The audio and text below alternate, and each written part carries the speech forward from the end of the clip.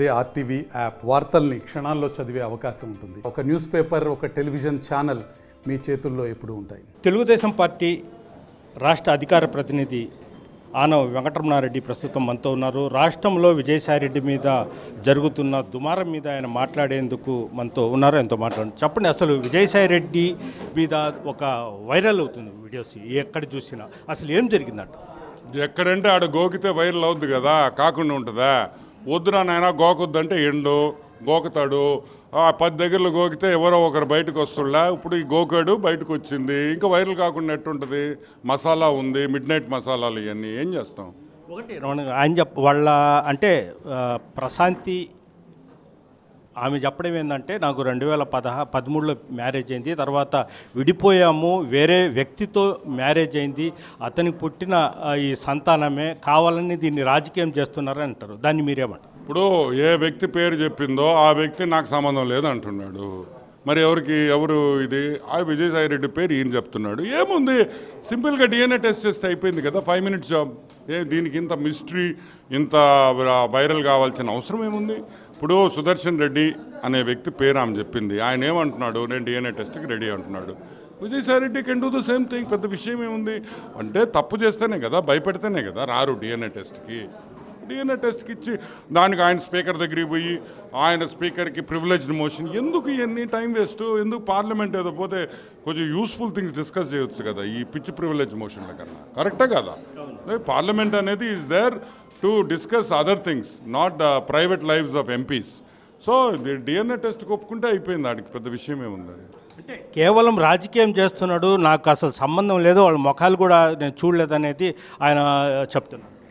గోకి దొరికినోడు మాట్లాడే ప్రతి మాట అదేనయ్యా, నాకు సంబంధం లేదు, నేను చూడలేదు. నేను అడిగా ఒక క్వశ్చను, కొలంబియాకి ఆయన అడుగుతున్నాడు మదన్ మోహన్, కొలంబియాకి వెళ్ళాడు, ఎవరితో వెళ్ళాడో చెప్పమను, ప్రూఫ్ చూపిమను. నేను అడగటంలా. These are not my allegations, these are allegations made by the father of by the actual husband. So I'm no way connected. I'm only asking what he is I'm only reiterating what he is asked. అదేవిధంగా అంటే విజయసాయిరెడ్డి వాళ్ళ ఇంటికి పోయినట్టు, ఒక కార్యక్రమాల్లో కూడా పాల్గొన్నట్టు కొన్ని videos, photos కూడా ఉన్నాయి.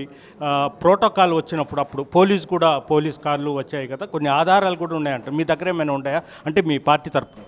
నేను ఆ విజయసాయిరెడ్డి ఎవరిని గోకుతున్నాడు అని చెప్పి నేను వెనకపోయి నేను ఆ వీడియోలు తీసి నాకు ఏమవసరమయ్యా? వాడు పొట్టి సారాయి రెడ్డి క్యారెక్టర్ అందరికీ తెలిసిందే. కుటుంబము జైలుకి పోయి వచ్చిన కుటుంబం అది, మనకు అన్నీ తెలుసు. నెల్లూరు వాళ్ళు ఎవరినైనా పోయి చెప్పండి. ఇప్పుడు ఈ గోకుడు ఇప్పుడు కాదు, చిన్నప్పటి నుంచి మామూలే ఇది. సో నేనేమంటానంటే ఇవన్నీ ప్రూఫ్లు ఉన్నాయా? ఒకటే. ఇప్పుడు అలిగేషన్ చేసింది నేను కాదు, నువ్వు కాదు, చేసింది వాళ్ళ భర్త ఏమంటున్నాడు? You are the father. నేను ఫాదర్ కాదో, నేను తండ్రిని కాదో అంటున్నాడు. ఇప్పుడు ఎవరు నమ్మాలా? అది బయటకు రావాలంటే ఎట్ట కావాలా? డిఎన్ఏ రావాలా?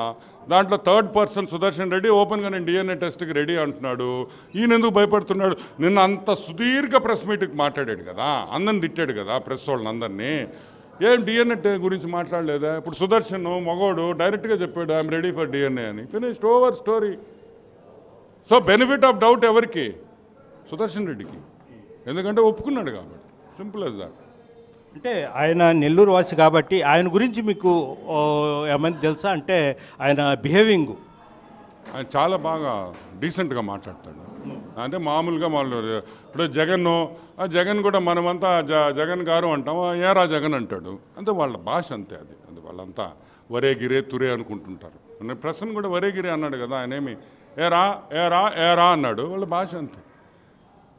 అలాగే అంటే నా మీద తప్పుడు ఒకటి ఇంకోటి కూడా గుర్తుపెట్టుకోండి, చార్టర్డ్ అకౌంటెంట్గా Chennai ICFI Indian institute of chartered accountancy ఉంది, వాళ్ళే వీడు పనికిరాడు, ఈయన్ని తొలగించండి చార్టర్డ్ అకౌంటెంట్గా అంటే ఆయన నిరంజన్ రెడ్డిని పట్టుకొని హైకోర్టులో పోయి స్టే ఆర్డర్ తెచ్చుకున్న వ్యక్తి.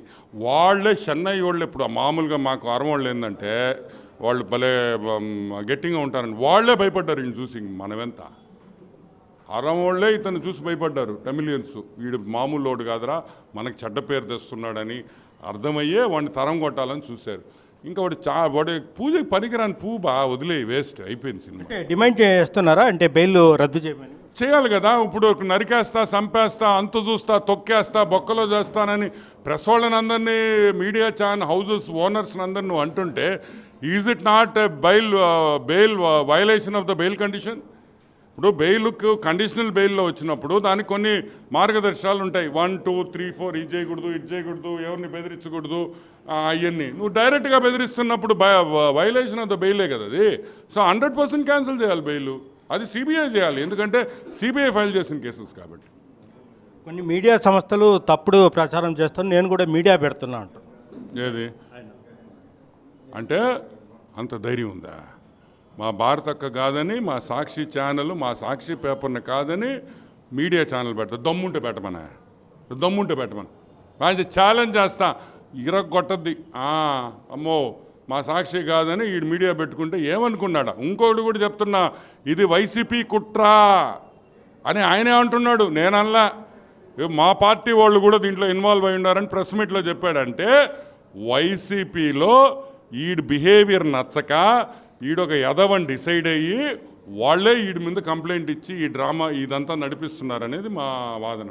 చివరిగా అంటే మీరు ఏం డిమాండ్ చేస్తారు? ఒక ఎంపీగా ఈ విధంగా ఆరోపణలు వచ్చింది కాబట్టి మీరు ఏం డిమాండ్ చేస్తారు? కేంద్ర ప్రభుత్వం కానీ ఇటు రాష్ట్ర ప్రభుత్వం? రాజకీయ నాయకులు గోకుడు ఆపియాలి, గోకూడదు అనేది మా ప్రథమ ఇది కరెక్ట్ కాదు.